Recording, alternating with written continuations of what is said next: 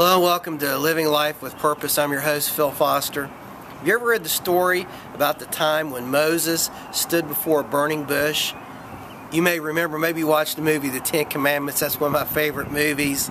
And you know, Moses was rescued from the water and grew up in the home of Pharaoh. And when he was older, he found out that he was really not born an Egyptian, but he was really a Hebrew. And you know the story, he killed a man and he later had to run for his life out into the desert. And so he lived in the desert for like 40 years. And then one day this bush lights up on fire and Moses is standing there and God speaks to him from a burning bush. And they have this dialogue.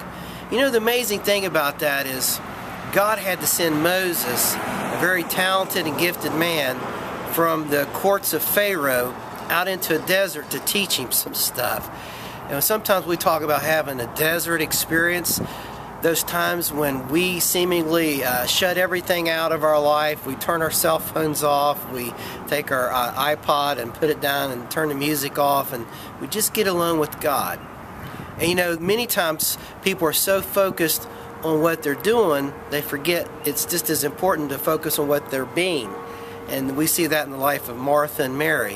One was focused on doing, the other was focused on just attending to Jesus. Doesn't mean that you're not supposed to do stuff. The Bible says that faith without works is dead, of course that. But in order to be effective at what you're doing, we need to spend time in His presence, learning to listen to the voice of God. Jesus once said, "My sheep know my voice." Sometimes in the busyness of the day, the clutter of life, it's easy to get distracted, focusing and spend so much of your time and your talent, your treasure on things that are insignificant that won't amount to a hill of beans one day in eternity. I want to challenge you.